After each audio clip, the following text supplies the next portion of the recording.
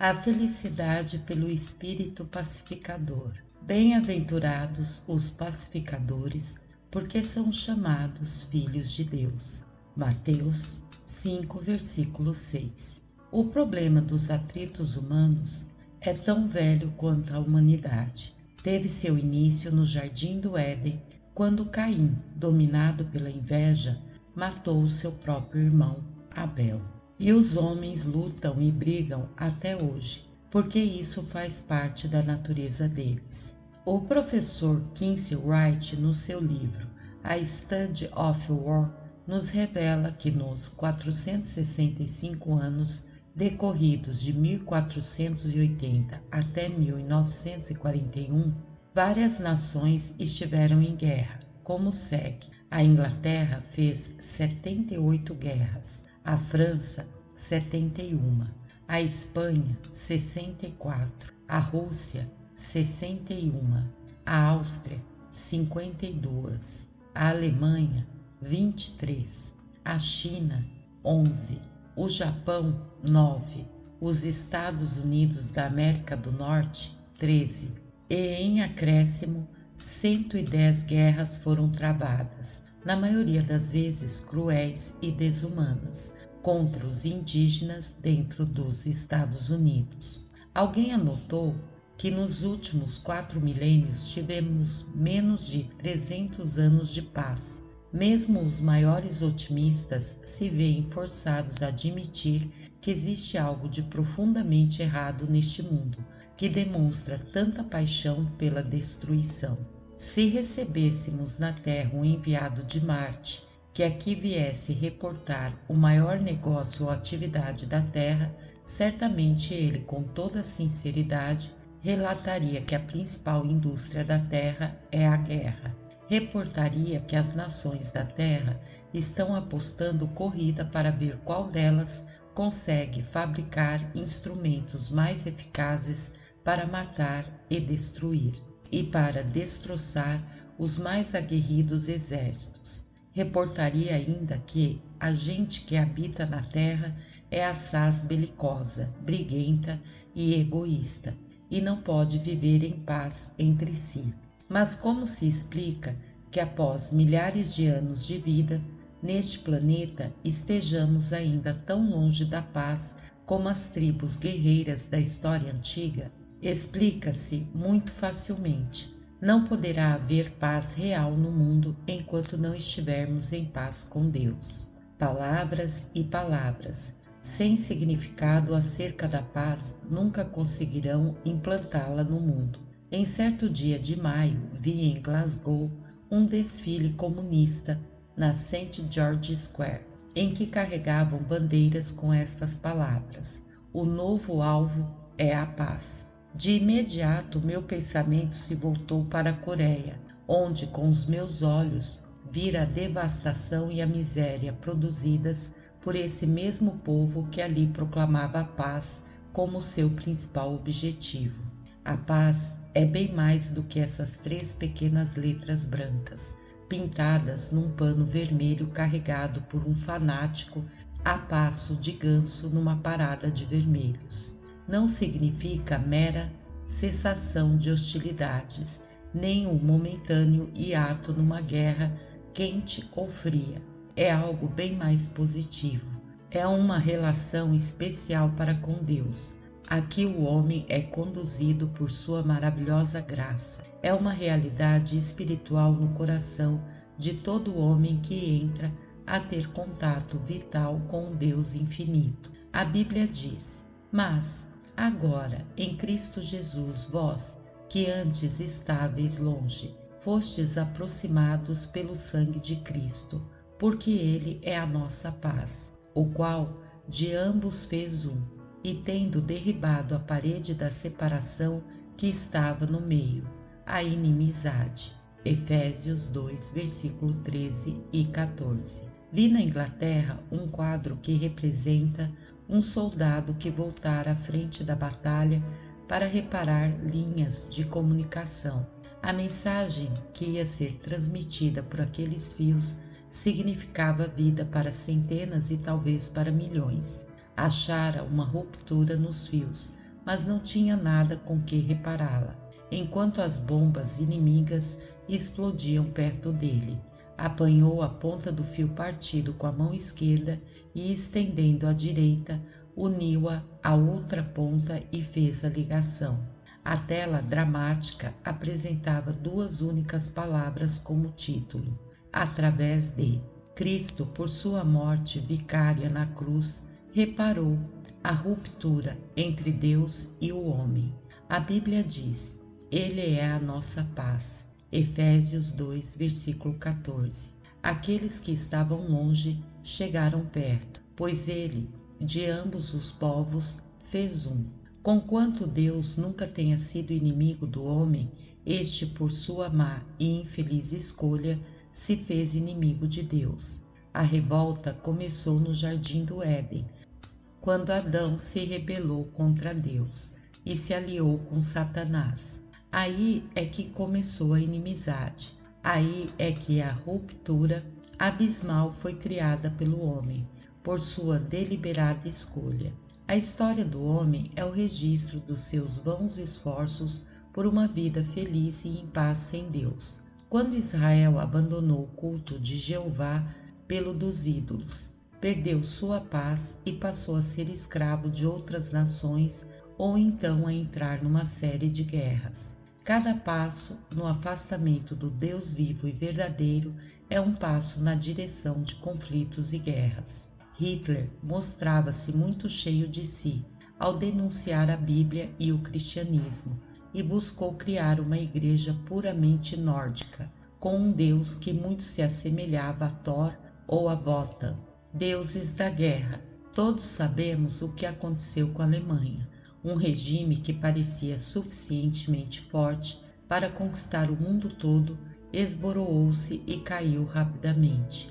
Hoje vemos uma nova Alemanha a emergir dos entulhos da Segunda Guerra Mundial e temos hoje uma Alemanha mais reverente e nela muitos olhos estão voltados para os céus em busca do Deus vivo e verdadeiro. Em nossa excursão pela Alemanha, podemos sentir o coração faminto daquele povo, agraciado por uma fé que traz paz e não guerra.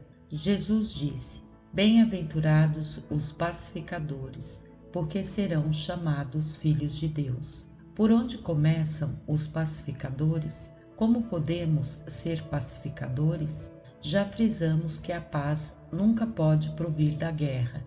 Esta é a genitora da pobreza, da depressão, dos sofrimentos e do ódio, e jamais promoveu ou garantiu paz permanente. Pode a paz ser descoberta dentro de nós mesmos? Freud disse que a paz é nada mais, nada menos que uma atitude mental.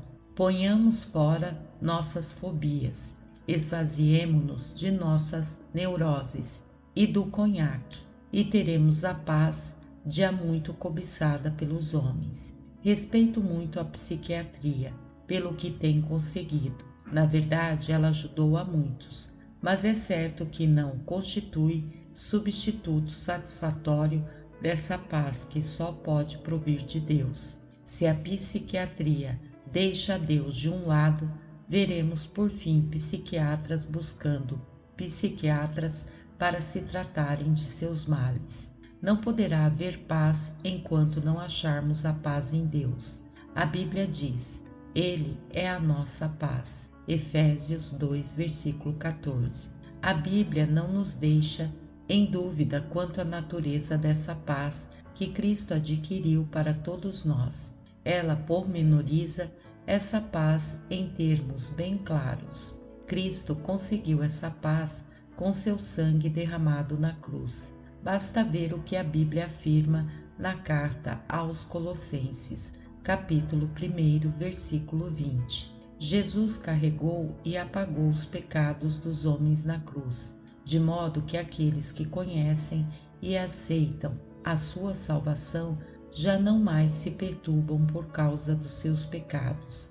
Jesus se interpôs entre os homens condenados e perdidos e a ira de Deus, e ainda está de pé entre o Deus Santo e o homem decaído em sua aflição, rebelião e conflitos. Ele é a única esperança de paz na íntima luta espiritual de nossa alma e por essa razão também é a única esperança da estabilidade social. No mundo materialista que tem tentado cortar relações diplomáticas com Deus, não temos agora onde nos refugiar a não ser em nós mesmos. Somos quais tartarugas num caminho apinhado de gente apressada, e o melhor que podemos fazer é enfiar a cabeça dentro da carapaça e fechar os olhos. Mas esse é um bom modo de expulsar de nós a vida, como bem pode atestar qualquer tartaruga morta. Se queremos ser pacificadores, urge primeiro fazermos a nossa paz com Deus. A Bíblia diz: mas os ímpios não têm paz, disse o Senhor. Isaías 48, versículo 22. E o mesmo Isaías diz: desconhecem o caminho da paz, nem há justiça nos seus passos. Fizeram para si veredas tortuosas. Quem anda por elas não conhece a paz? Isaías 59, versículo 8. Os conflitos do homem com seus semelhantes nada mais são que a expressão, no nível humano, do seu conflito contra Deus. Enquanto o homem não fizer armistício com Deus, não teremos paz com nossos semelhantes. Homens dos séculos antigos e de nossos tempos hão de descobrir a verdadeira paz com Deus. Davi disse: em paz também me deitarei e dormirei, porque só tu, Senhor, me fazes habitar em segurança. Salmo 4, versículo 8. Uma pessoa outrora pagã, tendo recentemente descoberto a paz com Deus, disse-me, não faz muito tempo: eu e minha esposa costumávamos despertar de manhã discutindo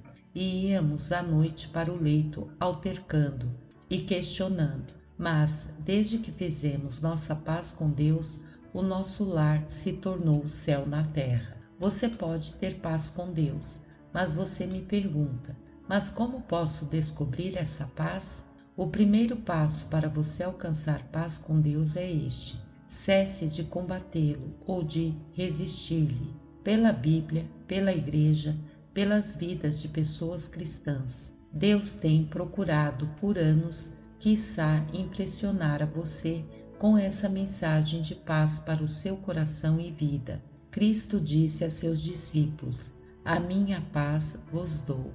João 14, versículo 27. Jesus não faz acepção de pessoas. Ele quer dar paz a você também.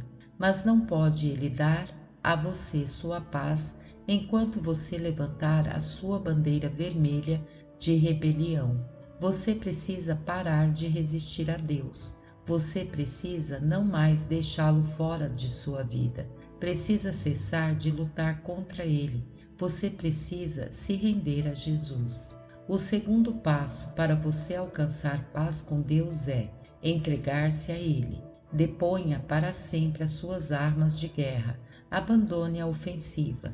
Deixe de estar na ofensiva. A Bíblia diz a respeito de um povo que não estava em paz com Deus: não endureçais agora a vossa cerviz, como vossos pais. Dai a mão ao Senhor. 2 Crônicas 30, versículo 8. Quando você se rende a um inimigo benévolo, a alguém que o ama, você está agindo com bom senso. A paz que se segue à aceitação de Cristo como Salvador é mais do que essa paz terrena e é o maior dos tesouros espirituais, muito embora nem sempre nos traga consigo prosperidade material ou terrena.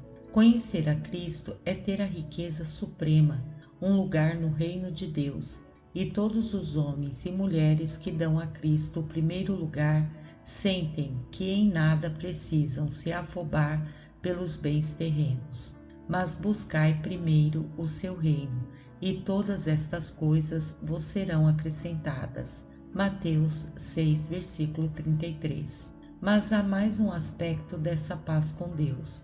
Não se trata de uma paz passiva que nos faz assentar displicente e preguiçosamente à sombra de um salgueiro, a tocar a harpa, e uma paz de atividade e de serviço. O terceiro passo para acharmos a paz com Deus é o de servi-lo. A Bíblia dizia a um povo antigo que buscava a paz, que não só se rendesse, mas também serve ao Senhor Deus, para que o ardor de sua ira se desvie de vós. 2 Crônicas, capítulo 30, versículo 8. Como achamos paz com Deus? Precisamos parar de lutar, de resistir. Naturalmente, esses passos serão motivados pela fé e misturados com o amor de Deus. Tendo achado a paz com Deus, depois, a seguir, experimentamos a paz de Deus. Deus nos toma não como escravos, e sim como filhos. A Bíblia diz: Amados, agora somos filhos de Deus. 1 João 3, versículo 2. Tendo-nos rendido a Cristo, somos conduzidos à viçosa vinha da sua graça e passamos a participar do fruto do Espírito. A todos quantos se rendem a Ele e o servem, Deus concede o seu Santo Espírito, o Espírito de paz. Esse é o Espírito com que o Senhor e seus discípulos foram batizados.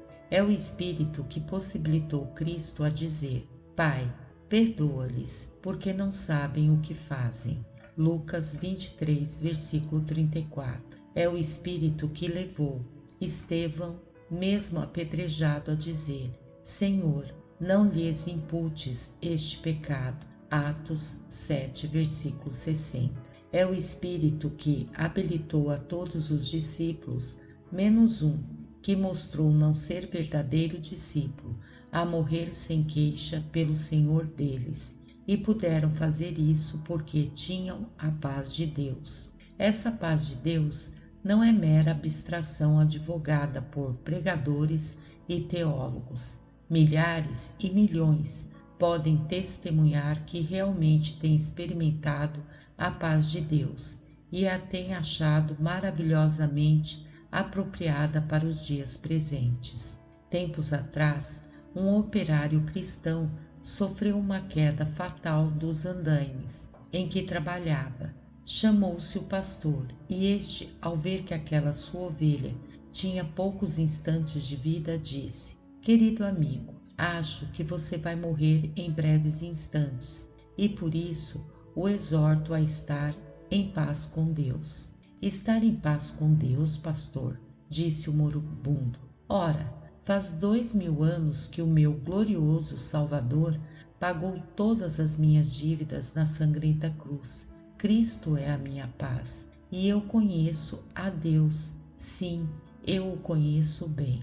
Você, ouvinte amigo, também pode experimentar essa paz de Deus por meio de Cristo, porque Ele é a nossa paz. Efésios 2, versículo 14. Ter paz com Deus e ter a paz de Deus não nos basta. Essa relação vertical deve exteriorizar-se numa relação horizontal, pois do contrário, vã será a nossa fé.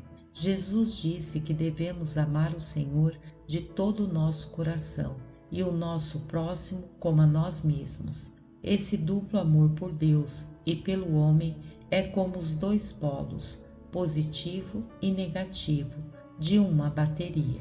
E quando os dois polos estão desligados, não teremos poder. A fé pessoal só é útil e proveitosa quando tem aplicação social. Certa vez vi um cartão que representava um homem tocando seu bote para uma praia dourada chamada Céu. Ao redor do seu barco, homens e mulheres nadavam em vão para alcançar a dita praia, e o homem do barco pouco se incomodava com o perigo que corriam aqueles infelizes, e ia cantando: Viajo para o céu, aleluia. Tal cartão não representa nada bem a vida cristã. Se temos a paz com Deus e a paz de Deus, fatalmente nos tornaremos pacificadores. Não só viveremos em paz com nossos semelhantes, mas estaremos sempre desejando levá-los a descobrir a fonte da verdadeira paz, que é Cristo. O cristianismo aumenta extraordinariamente o âmbito e área de nossa vida. Ele nos tira do egocentrismo e nos leva ao altruísmo. A conversão nos tira da introversão para a extroversão. Nossa vida, então, como que toma novas dimensões quando achamos paz com Deus. Para explicar isto em termos mais simples, basta-nos imaginar um triângulo assentado em sua base horizontal.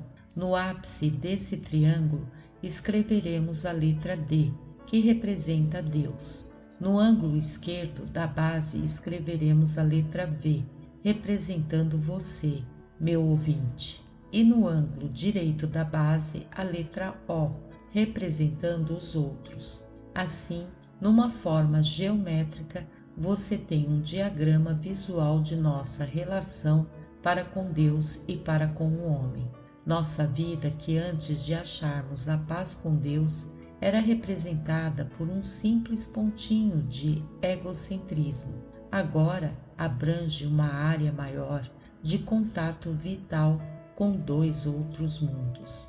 A paz desce a nós da parte de Deus e se exterioriza em favor de nossos semelhantes. Assim nos tornamos meros condutores pelo qual flui a paz de Deus. E há paz em sermos bons condutores ou canais dessa paz. Há muitos setores de nossa vida em que podemos agir como pacificadores, e não há parte alguma de nossa vida que não possa ser afetada por essa paz de Deus que devemos partilhar com outros. Primeiro, podemos ser pacificadores no lar.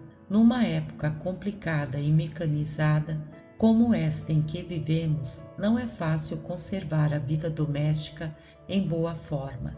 Aparelhos modernos, bem como os atuais meios de transporte e mudanças sociais, têm revolucionado e tumultuado tanto a nossa vida doméstica. O pai sai para o clube, a mãe para a partida de bridge, de víspora, e os júniores para a praça de esportes, para o cinema ou para o clube dos brotos, os serões noturnos em família, os passatempos domésticos e inocentes, o culto de família, tudo isso parece haver passado juntamente com os troles puxados por cavalos. Muito embora a curva dos divórcios tenha decrescido ligeiramente nos Estados Unidos da América do Norte, a verdade é que o lar, a unidade básica de nossa estrutura social, continua a se desintegrar assustadoramente. A quebra do voto matrimonial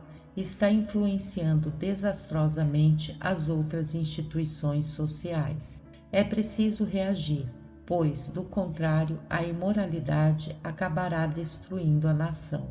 Na solenidade da invocação da bênção matrimonial, depois que os nubentes fazem seus votos e promessas, o ministro oficiante diz solenemente e reverentemente: o que Deus ajuntou, não o separe o homem. Não é Deus também uma parte, a terceira no casamento? Não deverá ele ser levado em conta no matrimônio e no lar, que se constitui pelos seus sagrados laços? Se Deus ajunta o casal no início, não deve a sua presença ser reconhecida continuamente no lar? Muitos lares hoje estão naufragando, porque Deus foi deixado fora do cenário doméstico, como o contínuo choque de personalidades dentro do viver doméstico. Deve estar presente uma força integradora, e o Deus vivo é essa força. O Sr. B procurou-me e apresentou-me um problema doméstico muito sério. Ele e a esposa não se entendiam bem sobre certas coisas pequenas. Um censurava o outro por suas orgias. As discussões eram violentas e o lar parecia ir mesmo à bancarrota. Fiz-lhe uma pergunta cuja resposta eu já sabia. O senhor e a sua esposa vão à igreja e realizam em seu lar o culto doméstico? Respondeu-me que não faziam nada disso. Daí eu lhe disse: as suas dificuldades no lar são reflexo de sua falta de paz com Deus. Faça as pazes com Deus e o amigo procederá retamente para com sua esposa. Ele então aceitou meu conselho. Sinceramente arrependido, confessou seu pecado a Deus e vi a mudança que se operou no rosto dele. Quando a paz de Cristo lhe inundou o coração, o brilho do rosto dele espelhava o novo fulgor que lhe ia na alma. Poucos dias depois, levou sua esposa a Cristo. O lar dele agora é um lar muito feliz, porque Cristo é a cabeça daquela família. Muitos casais pensam que tendo uma casa melhor, um melhor emprego, ou que, vivendo no meio de outros vizinhos, terão vida doméstica bem mais feliz. É um grande erro. O segredo da felicidade no lar é deixar que Deus, a terceira pessoa, a tomar parte no contrato matrimonial, ocupe o lugar que por direito lhe pertence dentro do lar. Faça as pazes com ele, que daí você será um verdadeiro pacificador dentro do seu lar. Segundo, podemos ser pacificadores em nossa comunidade. A sociedade em que vivemos e de que fazemos parte está eivada de maledicências, calúnias, censuras, bisbilhotices e tagarelices. Muitas comunidades vivem em contínuas tensões, animosidades e desinteligências, a ponto de o viver nelas se tornar quase insuportável. E aí também a causa principal é a falta de uma relação real para com Deus. A Bíblia diz: ora, obras de carne são as inimizades, as contendas, os ciúmes, as facções, as dissensões, as invejas. Gálatas 5, versículos 19 a 21. Na verdade, encontramos alguns desses males na comunidade cristã do primeiro século, mas também releva notar que os pagãos, que percebiam aquela verdadeira paz reinante na sociedade dos cristãos, diziam deles: notai como eles se amam. Como pode ser um pacificador na comunidade em que vive? A fórmula é simples. Primeiro, faça as pazes com Deus, que daí você poderá levar a paz à sua comunidade. O fruto legítimo da natureza humana é a discórdia, a briga, mas o fruto do Espírito é o amor, o gozo, a paz, a longanimidade, a benignidade, a bondade, a fidelidade, a mansidão, o domínio próprio. Gálatas 5, versículo 22 e 23. O nosso grande mal está no fato de termos buscado construir uma boa sociedade sem Deus. Em muitos países e localidades, temos banido o ensino da Bíblia de nossas escolas e temos deixado Deus fora de nossas conversas e negócios. E qual o resultado? Em nossas comunidades não há decência e elas se fizeram verdadeiras casas de orates ou manicômios, onde impera a confusão. A paz e o decoro se restaurarão quando os indivíduos da comunidade derem a Deus o lugar que de direito lhe pertence. Terceiro, podemos ser pacificadores na igreja. Precisamos encarar bem isto. As tensões e lutas têm se infiltrado até mesmo em nossas igrejas. É verdade que a igreja atual é a igreja militante de Cristo. A sua guerra é no sentido de se dedicar à defesa da verdade revelada e da santidade divina, e não no sentido de disputas internas e de contendas carnais. No segundo capítulo do Evangelho segundo Lucas, lemos que José e Maria certa vez perderam Jesus. Onde o perderam? Justamente no lugar mais improvável desse mundo, no templo. Coisa estranha, é verdade, mas tenho visto muita gente perder a Cristo justamente na igreja. Tenho visto muitos perdê-lo por uma questão sobre quem deveria ser o diretor do coro, de quem deve ser o organista, de quais devem ser os eleitos para a liderança, ou de quem deve ser o pastor da igreja. Sim, porque sermos humanos, nos é fácil perder de vista Jesus, mesmo no templo. Conheço 2 diáconos que brigaram por causa de uma cerca que estava caindo de velha e não se falavam por muitos anos. Um deles, querendo fazer as pazes, pôs sua Bíblia debaixo do braço e foi visitar o vizinho. Pôs a Bíblia nas mãos do velho inimigo e lhe disse: Irmão João, você lê e eu oro. Precisamos ser amigos. Mas João, remexendo os bolsos para achar seus óculos, disse: Mas eu não posso ler, não acho os meus óculos. Ora, tome os meus, disse-lhe o vizinho, amante da paz. Após lerem a Bíblia, ajoelharam-se, oraram juntos e, levantando-se, abraçaram-se. Daí João devolveu os óculos ao vizinho e disse em lágrimas: Joaquim, aquela cerca velha parece bem diferente através dos seus óculos. Quando temos a paz de Deus, podemos ver as coisas através dos óculos do próximo, e assim fazendo podemos ter paz com todos. Quarto, podemos ser pacificadores no trabalho.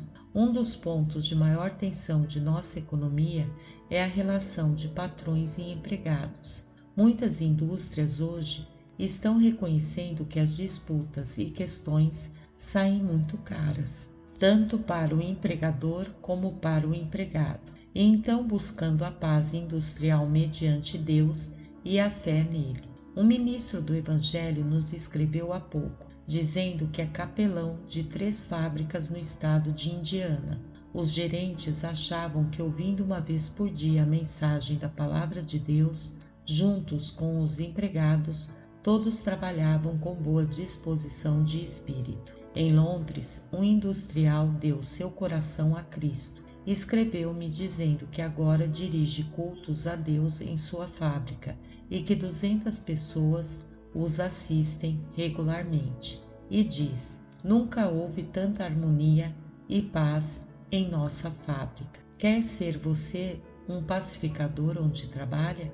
Você pode muito bem sê-lo, seja chefe ou operário, se fizer primeiro suas pazes com Deus e depois, por sua graça, buscar repartir essa paz entre os outros. Quando o patrão e empregados realmente conhecem e servem a Cristo, desmentem eles, por certo, a tese marxista de que todas as religiões são o ópio dos trabalhadores. Conhecer a Cristo é ter parte na sua vida salvadora e dominadora. Capitalistas e operários que são agentes de Deus acharão que o direito divino apela diretamente às suas vidas, onde o patrão é servo de Cristo e o empregado é partícipe espiritual do patrão. Ambos se sentem ligados por meio de uma vocação eterna. Precisamos de pacificadores também no cenário internacional. Quando vi o presidente Eisenhower ajoelhado numa capela em Genebra, antes de se iniciar a Conferência dos 4 Grandes, a pedir a direção de Deus para as deliberações a serem tomadas, tive a certeza de que Deus responderia a sua sincera súplica, e creio que o fará, pois que Eisenhower, durante aqueles dias, revelou o espírito do verdadeiro pacificador nos momentos e assuntos internacionais, benigno, acatando os pontos de vista da oposição e discutindo-os inteligente e cristamente, ele nos apareceu como o indiscutível herói da Conferência de Genebra, não pelo fato de ter nas mãos a vara de comando, mas por haver levado os comunistas a compreender que ele quer a paz e não a guerra. Sou um puro pacifista no cenário internacional, como também em nossa comunidade local. A lei e o seu cumprimento exato e rigoroso, seja na esfera local, seja na esfera nacional, é coisa genuinamente bíblica e lógica. A polícia precisa, às vezes, de lançar mão da terça para proteger a comunidade e defendê-la de homens maus. Devemos nos interessar muito mais em estudar e aprofundar o âmago do problema dos criminosos do que propriamente em puni-los. A punição, conquanto necessária para o bem-estar comum, poucas vezes consegue reformar ou melhorar o criminoso. As guerras feitas contra o agressor para o bem comum das nações são mais proteção do que correção. Numa sociedade sem pecado, elas não existiriam nunca. A única medida corretiva para se estabelecer a paz é fazer com que os homens individualmente conheçam a paz de Deus, conquanto não seja eu inteiramente contrário a movimentos que visam de uma forma ou de outra a paz mundial.